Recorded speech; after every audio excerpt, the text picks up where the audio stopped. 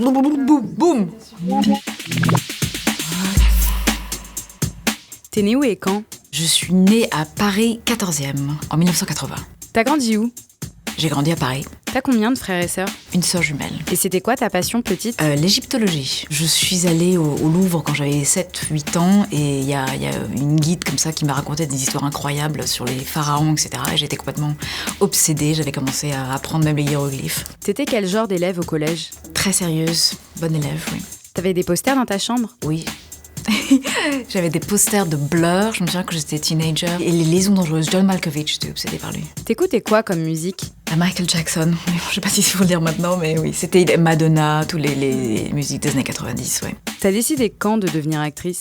Vraiment quand j'avais peut-être 16-17 ans, quand je suis allée au cours Eva Saint-Paul et que j'ai vraiment fait des scènes, que j'ai vraiment voulu faire ce métier. Tu te souviens de ton premier film? Oui, bien sûr, c'était le film The Dreamers de Bertolucci. C'était une des plus belles expériences que j'ai eues. Quel film t'a fait connaître aux États-Unis? Connaître aux États-Unis, peut-être Kingdom of Heaven de Ridley Scott, mais vraiment peut-être très connu, on va dire, le Bond. T'as réagi comment quand on t'a proposé James Bond? C'est vraiment quand j'ai lu le scénario que j'ai découvert que c'était pas juste une jolie fille, qui avait vraiment une histoire d'amour, que c'était un personnage avec beaucoup de couleurs. Quand on m'a parlé du projet, comme ça, Bond Girl, ça me faisait un peu peur, mais c'est vraiment, quand j'ai lu l'histoire, j'ai vu ça comme une histoire à part, que Bond, c'était vraiment une histoire d'amour, une femme d'action, une femme qui avait vraiment des choses à défendre. Comment s'est passée ta rencontre avec Tim Burton?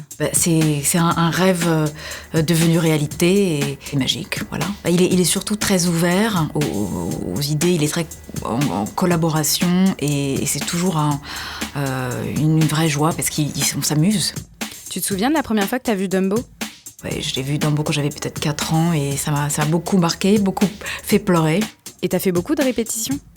Oui, pendant 2 mois et demi, 3 mois, tous les jours, 4 heures par jour d'entraînement physique pour réussir à faire des acrobaties dans l'air. C'est très difficile. C'est quoi tes prochains projets? Un film d'une réalisatrice française qui s'appelle Alice Winocourt, Proxima. Et c'est sur une astronaute qui a partagé entre sa passion qui est astronaute et elle doit aller sur la station spatiale pendant 1 an et son amour pour sa fille.